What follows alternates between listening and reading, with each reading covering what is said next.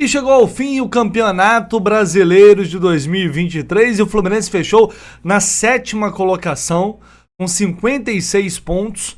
Um campeonato que pro Flu acabou ficando em segundo plano em alguns momentos devido à Libertadores. E que bom que deu tudo certo. O Fluminense conquistou a Libertadores e aí depois pôde, entre aspas, finalmente brincar no Brasileirão. O Fluminense não brincou, né? O Fluminense jogou, pelo contrário, foi perder depois da conquista da Libertadores, foi perder na última rodada para um Grêmio que vem construindo uma freguesia absurda em cima do Fluminense. Nos últimos 14 jogos, foram 11 vitórias do Grêmio. É um negócio impressionante.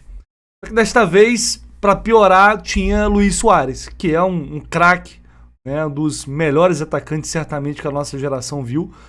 É um jogador extra série que aqui desequilibra muito. Ontem ele desequilibrou, se aproveitou de algumas falhas que o Fluminense cometeu. O próprio técnico Fernando Diniz admitiu que o time não competiu muito no primeiro tempo, e no segundo tempo, apesar de ter melhorado um pouquinho depois das mudanças, enfim, não fez o suficiente para tentar pelo menos empatar e virar o jogo depois. Acho que o próprio Diniz teve uma responsabilidade ao demorar muito para tirar Paulo Henrique Ganso e Marcelo, que fizeram um jogo muito fraco, muito fraco. Tanto que quando eles saem, o time dá uma melhorada, não é grandes coisas, mas o John Kennedy entrou desequilibrando o jogo, fez um golaço, coisa linda. Gol de quem... Você vê que é talento puro, né? John Kennedy é talento puro. Ontem ele mostrou isso mais uma vez. Vai ser difícil segurar esse garoto no banco, hein? Vai ser difícil segurar o John Kennedy no banco. Sinceramente, do jeito que ele tá jogando. Vamos ver o que o Diniz está pretendendo aí em relação ao Campeonato Mundial, que agora, finalmente, é 100% de foco no Campeonato Mundial. Semana que vem, o Fluminense viaja na terça-feira para a Arábia Saudita e terá, portanto, alguns dias de preparação até a estreia no dia 18 de janeiro. Então vou trazer aqui Zona Mista, John Arias, falando tudo sobre Mundial de Clubes. Ele deu declarações bem interessantes sobre isso. O Lima também falou sobre o Mundial. Mas antes, ainda falando sobre o Campeonato Brasileiro, 7ª posição o Fluminense terminou e, portanto, já sabemos aí mais ou menos a premiação deste ano. Foi uma informação que foi publicada pela CNN, não foi oficializada pela Conmebol, mas a CNN publicou que será dividido um bolo de 500 milhões de reais total, né, para os clubes da Série A do Campeonato Brasileiro. Lembrando que os rebaixados não ganham nada. E ontem o Santos acabou sendo rebaixado pela primeira vez para a Série B. O campeão Palmeiras vai faturar 47,8 milhões e o Fluminense 33,4 milhões de reais. Então, mais uma bela grana que entra aí no bolso do Fluminense. Um ano de muitas premiações, um ano que o Fluminense pode, a depender ainda de algumas coisas, de algumas receitas que precisam ser ainda mais esclarecidas, mas superar tranquilamente ali um montante de 600 milhões, podendo chegar até 700 milhões de reais no faturamento total nesta temporada. Vai ter que aguardar aí, enfim, o balanço, os números oficiais. Mas é isso, um ano esportivamente inesquecível, com a conquista do Campeonato Carioca, humilhando o rival na final do estadual e com o título tão sonhado, tão esperado da Libertadores. E não acabou. Tem Mundial de Clubes vindo aí. Falamos de premiação, bora falar de reforço também. Ontem o jornalista norte-americano Tom Bogert trouxe a informação de que Fluminense e Antônio Carlos, além do Orlando City, chegaram a um acordo para a contratação do jogador. Um atleta que o Fluminense vem buscando já há muito tempo, né? Desde o meio do ano. Já havia um acordo com o Antônio Carlos desde lá. Assim, sempre esse acerto com o jogador, ele já aconteceu faz tempo, mas o que restava era a liberação do Orlando City, que naquele momento não liberou. O Orlando City tinha uma cláusula de renovação automática no contrato do Antônio Carlos, e por isso essa liberação não estava sendo bem aceita. O City queria uma compensação financeira e, de acordo com informações ontem do Marcelo Neves no GE, o Fluminense vai pagar aí vai dar de fato essa compensação financeira ao Orlando City para que eles liberem o jogador. Ele tem 30 anos, fez 106 jogos com a camisa do Orlando. Lembrando que é um atleta que vinha sendo titular absoluto do Orlando City nesta temporada. Tá lá desde 2020. Enfim, lembrando que ele é cria de Xerém, né? Vale lembrar. É um jogador que, sinceramente, não sei. Não acho que...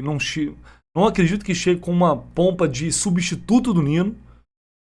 Sinceramente. Está numa liga que a gente sabe que não é uma liga tão competitiva assim. Pelo contrário. Então não significa, titular absoluto do Orlando City. Não significa tanta coisa. É uma realidade completamente diferente daqui. Então o Antônio Carlos, pra mim, ele chega como opção de elenco. Pra brigar com o Marlon. O Nino tendo a saída confirmada, vai ter essa briga. Agora, tem o Felipe Melo também, e a gente tem que pensar que o Felipe Melo ano que vem, esse ano já tá complicado pra ele. Você imagina ano que vem. Não dá pra saber como que ele vai estar, né, em relação à questão física. Então, a zaga é uma preocupação, né? O Nino tendo essa saída confirmada, enfim, é uma preocupação grande para o ano que vem. Mas tá certo, portanto, o Antônio Carlos será o primeiro reforço do Fluminense e é aguardado no Rio de Janeiro nos próximos dias aí, talvez até final de dezembro ou início de janeiro, para realizar os exames médicos e se tornar de fato o primeiro reforço do Fluminense visando a temporada do ano que vem. Falando do Nino e também do André, né? Ontem eles podem ter se despedido oficialmente aqui do Maracanã, da torcida. Agora é o Mundial de Clubes, a gente imagina o que vai acontecer, a gente imagina que os jogadores serão negociados, porque, enfim, há uma série de especulações há muito tempo. São jogadores que estão aí no radar do mercado, não só de um clube, mas de vários clubes. Então, enfim, foi o que a gente falou durante a transmissão ontem. Se Nino e André não forem vendidos, seria realmente uma surpresa muito grande. Bora fechar com essa zona mista. Ontem no Maracanã, pós derrota pro Grêmio, aquilo, né? O ideal seria encerrar com uma vitória, né? Um bom público no Maracanã, um grande público no Maracanã. Um estádio onde o Fluminense só perdeu um jogo até então, só tinha perdido um jogo no Campeonato Brasileiro, um aproveitamento absurdo. Foi um dos grandes... uma das grandes forças do Flu nessa temporada, o Maracanã, sem dúvida alguma. Mas fez parte, enfim. Depois do jogo, lá de fora, o torcedor tava rindo, tava curtindo, tava, sabe, com a cabeça no Mundial de Clubes, gritando é campeão. E o clima era esse. Eu vou deixar aqui vocês com o técnico Fernando Diniz falando dando um resumo da temporada, dizendo que o Fluminense poderia até ter feito o Campeonato Brasileiro melhor, mas que o saldo é muito positivo. E também John Arias e Lima na zona mista do Maraca. Galera, só não esquece de deixar o like, tá? Aqui no canal do Léo, se inscrever aqui no canal também, que é muito importante. Sempre contando muito com a participação, a presença de vocês. E também, fiquem ligados, hein? Vou deixar o link aqui no comentário fixado para você que não se inscreveu nesse canal. Se você não se inscreveu nesse canal, eu vou deixar aqui no comentário fixado. Se inscreva, porque hoje, a partir das 7 da noite, vai ter uma live super especial para anunciar novidades para o ano que vem, tá? Então, conto com a audiência de vocês às 7 da noite. Já clica aqui, já siga esse canal e eu espero vocês mais tarde. E, galera, vinha cobrando aí. E aí, Léas? Quando vai pagar a promessa da Libertadores? A live com a camisa do Flusão? Hoje, 7 da noite, hein? Quem não assistir, vai perder. Conto com vocês. Bora com a zona mista. A verdade é que a gente podia ter terminado até numa posição melhor. A gente perdeu muitos pontos nesse campeonato que a gente não deveria ter perdido. Mas a posição do Fluminense, por tudo que aconteceu, foi o ano como um todo, o ano não terminou. A gente agora vai colocar toda a nossa força e todo o nosso ânimo e crença positiva no Mundial, mas o ano até aqui é um ano muito positivo para o Fluminense, para a torcida tricolor. Faço um balanço extremamente positivo daquilo que aconteceu. E é difícil a gente carregar de maneira parecida as duas competições. É muito desgastante o Campeonato Brasileiro junto com a Libertadores, muita viagem. mudança de foco rápida. Eu acho que a campanha do Fluminense ela tá ok, podia ter sido melhor, eu acho, em alguns momentos, e a gente deixou escapar muitos pontos que a gente estivesse ali talvez com um pouco mais de foco, mas era difícil a gente estar com a Libertadores, que era o sonho maior desde quando começou o ano, que era o sonho de toda a torcida tricolor, e o nosso sonho maior de fato era a Libertadores. A gente tentou avançar o máximo que a gente conseguiu na Copa do Brasil e também no Brasileiro. Então eu acho que o ano, assim, fazendo uma análise geral, foi um ano positivo, já tem sido um ano positivo pro Fluminense, agora a gente vai procurar se dedicar ao máximo nesse Mundial aí. Arias, você falou em evitar a soberba, né? Isso é uma conversa que vocês têm no grupo, é algo que o Diniz fala bastante com vocês, ter os pés no chão é uma das principais chaves desse elenco do Fluminense? Sí, claramente que eu acho que com a essência mesma do ser humano, a vezes é difícil você ficar sempre focado, mas claramente como te falo, nós tentamos, sabemos que precisamos respetar muito cada time que vamos a enfrentar lá, porque eu acho que eso fue nossa maior força na Libertadores, nós encaramos a Libertadores confiantes de que poderíamos ganarla, mas respetando cada paso de cada vez, sabiendo que en cualquier momento podíamos cair, y no es diferente en un mundial, ¿sabes? Entonces yo acho que nós nos llegamos con esa soberbia de achar que por ser Fluminense, por ser campeón, ya llegamos a la final y vamos a bater de frente con cualquier uno. Nos llegamos con esa tranquilidad y con esa responsabilidad de ir un paso de cada vez, de enfrentar las semifinales do mismo jeito e ainda melhor que final, porque se você não faz uma boa semifinal, não tem final. Arias, queria saber se vocês já receberam alguma coisa da comissão técnica em relação a possíveis adversários do Mundial, se vocês já estão estudando, observando, e se o fato do Fluminense não chegar como favorito, que é talvez diferente um pouco da situação da Libertadores, sem essa pressão de ter que ganhar, porque tem o Manchester City como um possível adversário numa final, se o Fluminense chegar lá, você acha que de alguma forma isso torna a situação um pouco mais leve? Não acho que seja leve, na verdade, porque eu acho que talvez para a imprensa não sejamos favoritos, talvez para o mundo do futebol não sejamos favoritos, mas como eu falo, nós acreditamos muito no nosso trabalho, sabe? Nós acreditamos muito no nosso elenco.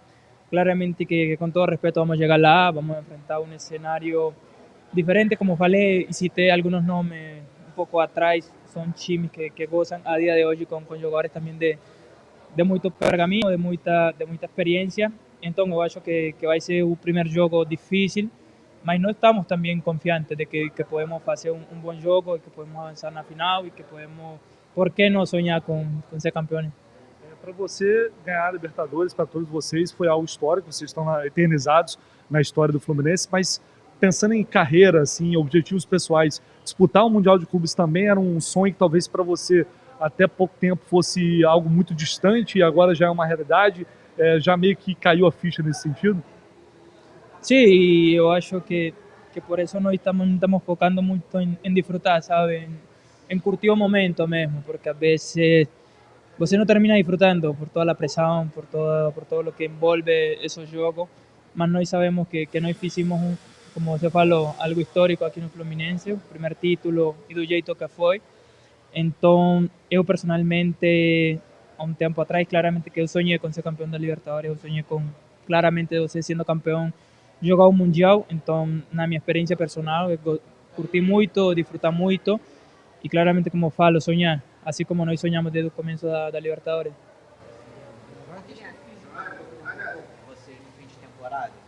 Você no fim de temporada e os adversários estão na metade, né? Isso preocupa um pouco? Não creo que preocupen. Talvez son escenarios diferentes, eles chegam, como você falou, no meio da temporada e nós chegamos no final. Eu acho que a vontade é a mesma se nós pegássemos no final, no começo da temporada, no meio. Então nós vamos com vontade, vamos com essa sede também de fazer nosso melhor, de fazer uma boa representação, porque não só estamos carregando, como falei, o Fluminense, sino que estamos carregando a América toda. Já estão estudando, Lima, de alguma forma, os adversários, possíveis adversários aí do Mundial de Clubes, ou por enquanto o foco estava sendo somente no Campeonato Brasileiro?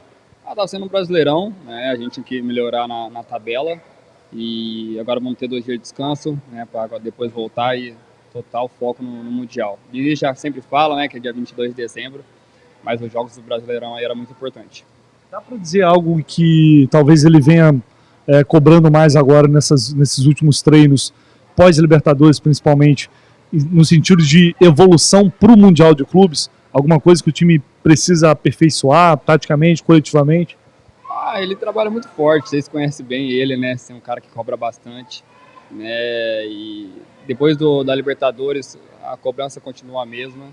E agora que ele está dando uma estudada, né, para pegar o próximo adversário aí na semifinal do Mundial. Lima, sei lá, 2, 3 anos atrás, você imaginava disputando o Mundial de Clubes? É difícil, né? Mas sempre sonhei, sempre tive essa vontade. Mas não esperava, mas graças a Deus deu tudo certo.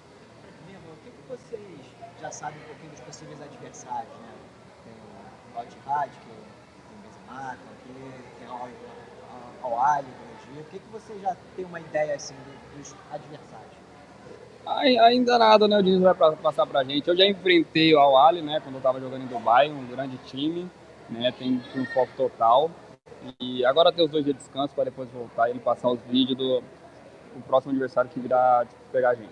Como é que era enfrentar eles? É uma grande equipe, né? Enfrentei ele na Champions da Ásia, se eu não me engano, né? Grandes jogadores, então tem que ir com humildade, com os pés no chão, que aí vai ser difícil. É diferente mesmo a torcida deles? É diferente, né? Eu joguei lá no Egito, lá, acho que é, se eu não me engano, a maior torcida lá do Egito, então tem que tomar cuidado. Como é que é o futebol deles, mais ou menos assim? Bem veloz, bem rápido, jogadores, né? Muito agudo. Mas o Diniz vai passar bem aí os pontos fortes, os pontos fracos deles aí pra gente dar uma estudada e conquistar essa vaga na final. Você jogava onde lá? Al-Wassa. Era em Dubai. Dubai, né? Arábia Saudita, você conhece? Eu fui já em Jeddah, que a gente enfrentou o Etihad, que era, acho que Champions da Ásia, se eu não me engano. E depois enfrentamos o Al-Ahly, que foi no Egito. Até pro torcedor que vai lá e até para jogador que nunca foi, esse choque cultural, né? Eu acho que muita gente vai estranhar de alguma forma. Como é que foi viver nesses países árabes, conhecer essa cultura, a sua experiência própria? Assim? É totalmente diferente. Calor insuportável, a questão do fuso também. Né? No começo você sente a diferença, mas é uma ótima cidade, né? A grande experiência que eu vivi lá com a minha família, sem problema algum. Você falou do calor, né, do desgaste, tem a viagem também, é um final de temporada. Como é que vocês estão se preparando fisicamente para enfrentar todos esses adversários, além, né, do adversário em campo? Se eu não me engano, agora dezembro já melhora o tempo, né? Lá no meio do ano que fica um calor muito forte.